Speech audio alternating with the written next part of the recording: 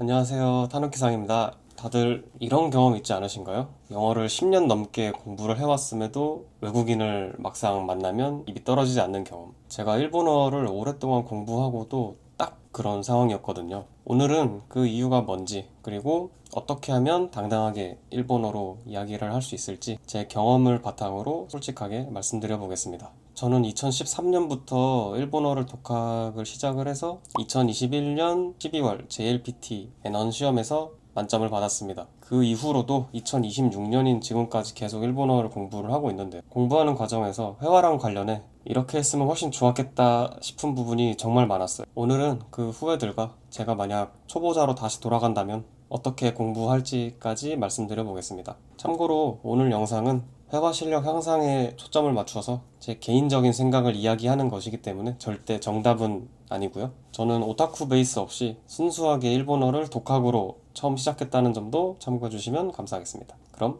가시죠.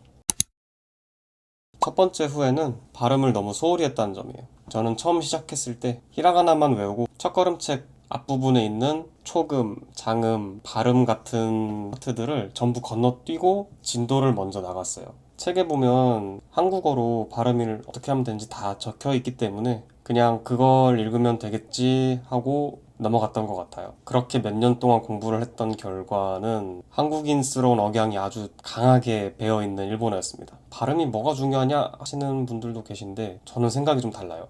같은 내용을 말해도 발음이 좋은 사람과 안 좋은 사람의 전달력은 분명히 차이가 있거든요. 예를 들어보면 아리가또 고자이마스, 아리가또 고자이마스, 똑같은 글자인데 전혀 다르게 들리죠. 위에 거는 한국어 읽듯이 일본어를 읽은 거고, 아래 거는 장음, Z 발음, 악센트까지 전부 지켜서 발음한 거예요. 간단한 예시였지만 긴 문장으로 갈수록 그 발음에서 오는 차이는 더 크게 느껴질 거고, 그리고 더 큰 문제는 어느 정도 실력이 쌓이고 나서 발음을 교정하는 건 몇 배는 더 어렵다는 거예요. 처음부터 굳어진 습관을 바꾸는 게 처음부터 제대로 배우는 것보다 훨씬 어렵더라고요. 두 번째 후회는 공부 방식이에요. 저는 거의 7년 동안 책으로만 공부를 했거든요. 책에서 단어 외우고, 문법 외우고, 문제 풀고, 그러다 보니 책을 펴지 않으면 일상에서 일본어를 전혀 접할 수 없는 환경이었어요. 그러다 보니까 듣는 일본어, 읽는 일본어가 완전히 따로 놀았거든요. 평소에 듣기 연습이라고 해봤자 JLPT 청해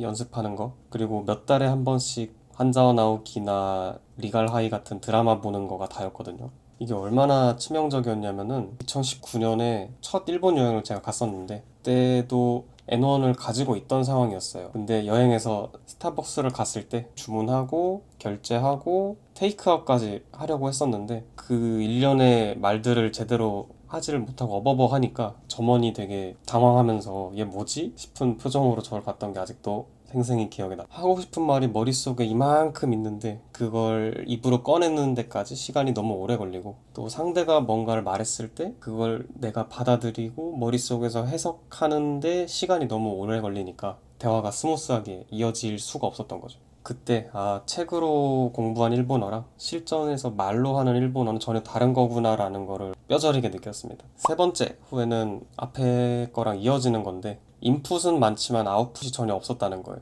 공부를 하면서 읽기, 인풋은 정말 많이 들어왔는데 그걸 쓰기나 말하기 같은 아웃풋으로 하려는 생각을 전혀 못했었던 거죠. 사실 무서웠던 것도 있어요. 뭔가 외국어로 말하는 내 모습이 너무 어색하게 느껴지고 이걸 말했을 때 틀리면 어쩌지 하는 걱정부터 앞섰던 거죠. 그러다 보니까 계속 인풋은 쌓이지만 아웃풋은 전혀 없는 그런 과정이 몇 년 동안 계속 지속이 됐었어요. 우리가 영어를 공부할 때도 단어를 많이 암기하고 독해를 아무리 많이 풀어도 말하기 실력이 느는 거랑은 별개잖아요. 일본어도 마찬가지거든요.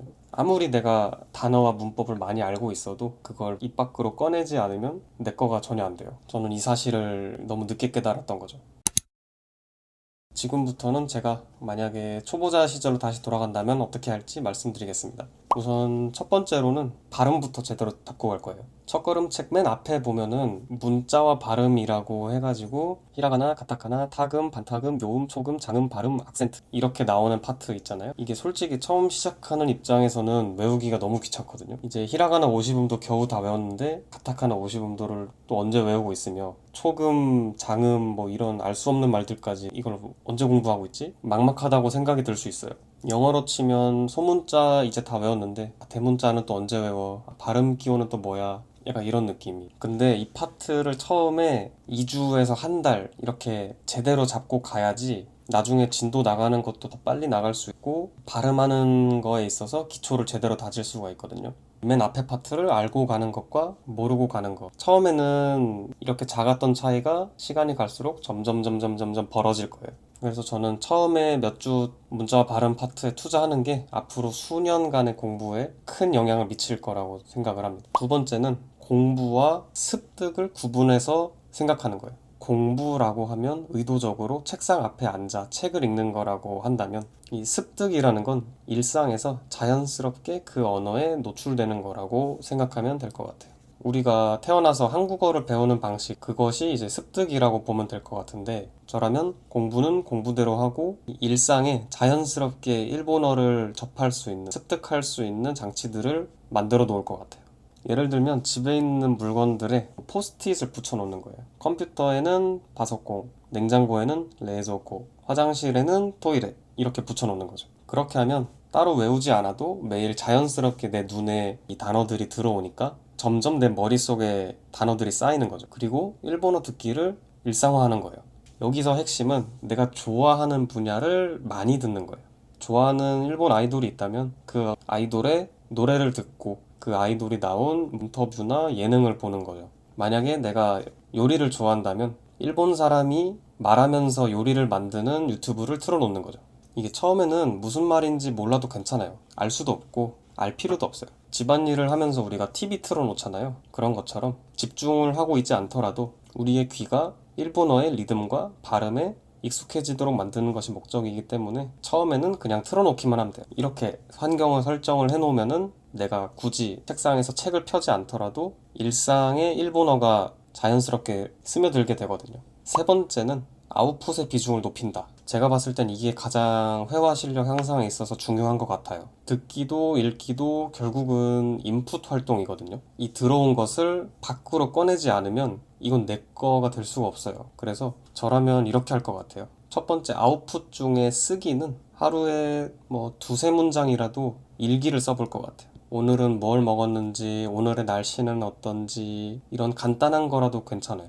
이걸 글로 쓰는 과정에서 이 말은 일본어로 뭐지? 자연스럽게 생각을 하게 되고 모르는 거는 찾아보면서 그게 자연스럽게 그 단어와 문법을 내 걸로 만드는 거거든요. 또 말하기 같은 경우에는 쉐도잉을 먼저 할 것 같아요. 드라마나 유튜브를 보고 어떤 사람의 그 장면의 짧은 문장을 그대로 따라하는 거죠. 따라할 때는 발음, 또 억양 이런 것들을 그대로 같이 따라하는 거예요. 이게 처음에는 좀 어색하게 느껴질 수는 있는데 꾸준히 하다 보면 일본어의 리듬이 자연스럽게 내 입에 배거든요. 그리고 그렇게 어느 정도 일본어에 자신감이 붙으면은 언어 교환 앱을 사용할 것 같아요. 그 언어 교환 앱에는 헬로우톡이나 탄뎀 이런 어플들이 있는데 일본어를 배우는 한국인이랑 한국어를 배우는 일본인이 서로의 언어를 알려주는 구조인 거거든요. 그렇게 하면 자연스럽게 채팅을 하면서 글을 써보고 전화를 하면서 말하기를 해보고 자연스러운 아웃풋 활동을 할 수가 있어요.